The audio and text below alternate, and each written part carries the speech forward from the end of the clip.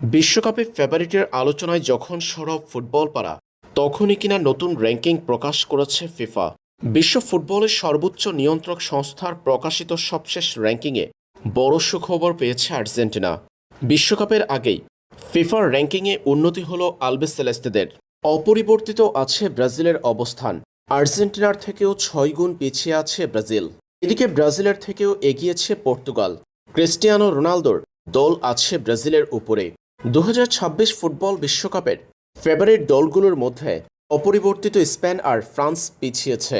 ফিফার প্রকাশিত সবশেষ র্যাঙ্কিংয়ে আর্জেন্টিনা এগিয়েছে 2 ধাপ।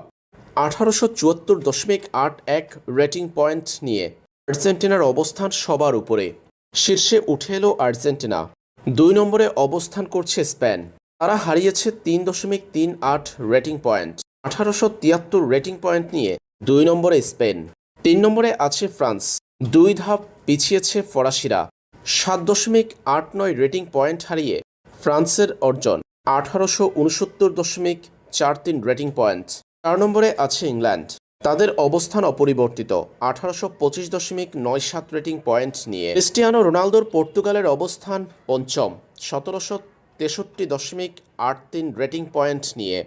রোনালদোর পর্তুগালের পরেই আছে ব্রাজিলের অবস্থান।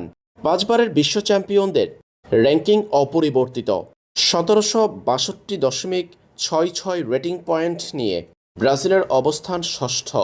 তালিকায় এগিয়ে এসেছে ব্রাজিলের বিশ্বকাপের প্রথম ম্যাচের প্রতিপক্ষ মরক্কো। 1.07 রেটিং পয়েন্ট যুক্ত হওয়ার মধ্য দিয়ে 1756.94 রেটিং পয়েন্ট নিয়ে মরক্কোর অবস্থান সপ্তম। তালিকায় অষ্টম, নবম ও দশম স্থানে আছে নেদারল্যান্ডস, বেলজিয়াম ও জার্মানি। ফিফার র্যাঙ্কিংয়ে বাংলাদেশের অবস্থান 181 নম্বরে, 1889 রেটিং পয়েন্ট বাংলাদেশের। এদিকে ভারতের অবস্থান 137 নম্বরে।